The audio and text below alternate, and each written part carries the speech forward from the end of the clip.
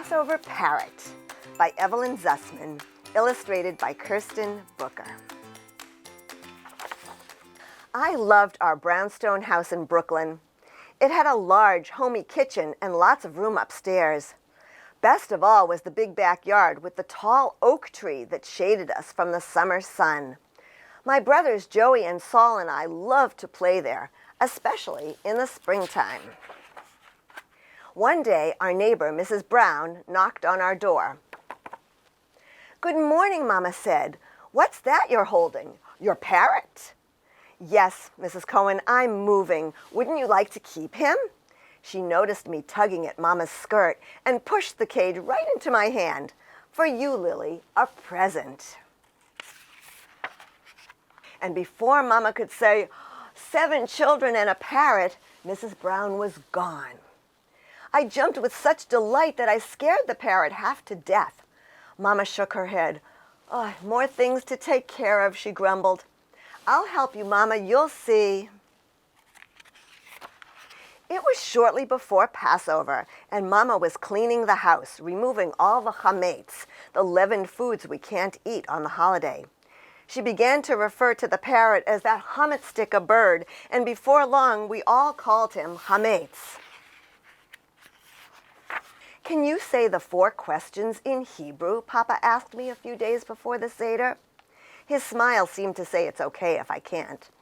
But Joey was old enough to ask them in English, so I made up my mind to learn them in Hebrew. "Mama, will you listen to me say the 4 questions?" I asked. But Mama was too busy. "Ask Joey to listen to you." I asked Joey. "Why me?" he said. "Ask Saul or Rachel or Franny." "Never mind," I replied. In the end, I chose chametz. He was never too busy to listen. In fact, he loved it when I practiced. "Ma nishtana halayla hazeh," I sang, and chametz repeated in his parrot squeaky voice, "Ma nishtana halayla hazeh." "Mikol haleilot," I continued. "Mikol haleilot," squeaked the parrot. Would Papa be surprised? I could hardly wait for the Seder. At last the day came. David and Franny helped Mama in the kitchen. Rachel and Saul set the table. Joey, Becky, and I checked that everything was in order. "Haggadot?" Joey asked. "Check," I said. "Charoset?" Becky said, sampling some. "Wine?" "Enough for every cup, and Elijah's too," Papa called from the kitchen. The guests arrived all dressed up. After we admired the table, we took our places, and Papa began the Seder. He broke the middle matzah and put half back under the satin cover. He wrapped the other half in a napkin. "This is the afikomen," he said, putting it behind the pillow on his chair. "Whoever brings it to me after dinner will get a reward." We all smiled. Joey laughed. He had already taken the afikomen. "Here, Lily, hide it quickly," he whispered. I snatched the napkin with the afikomen and ran upstairs to my bedroom. As I slipped back into my seat, Papa called, "Quiet, everyone. Lily will now ask the 4 questions." I stood up on a chair and began to sing. "Ma nishtana halayla hazeh."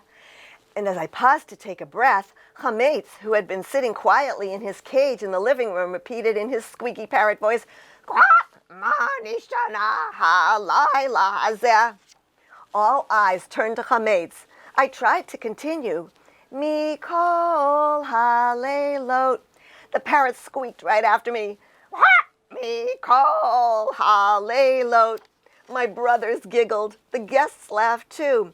"Take the parrot up to the bedroom," Papa ordered. When I came back, I sang the 4 questions without a single mistake. The guests clapped, and Papa smiled. With the sweet singing and the delicious meal, I forgot about the parrot. At last, Papa called for the afikomen so we could finish the Seder. "Joey, do you have it?" "No, Papa." "Saul, do you have it?" "No, Papa." "Lily?" "Yes, Papa." "May I have the afikomen, please?" I ran to my bedroom, but there was no afikomen. I looked under the table and under the bed. No afikomen. And there was no parrot either. The cage door was wide open and Chametz was gone. I sat down on the floor and began to cry. Papa sent Joey and he searched too. Then came Saul. In a minute, he knew exactly what had happened. Follow me, he said. Joey and I followed him down the stairs, through the kitchen and out the back door into the yard. There was Chametz perched on a branch of our tall oak tree, holding the afikomen tightly in his beak. Somebody has to climb the tree, Saul said. You'd better go, said Joey. I might tear my new pants. No, don't go, I said. Just let me talk to Chametz. Then at the top of my lungs, I sang as loudly as I could, Ma nishtana halayla hazeh.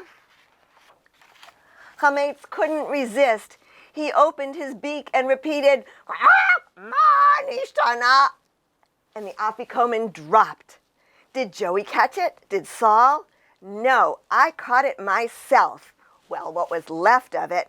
When I turned around, the whole family and all our guests were standing behind me, watching and clapping. As we returned to the house to finish the Seder, we heard echoes of a squeaky voice singing, Chametz had flown quietly back through the window into the cage. Perched on one leg, he was practicing for the second night's Seder. The end.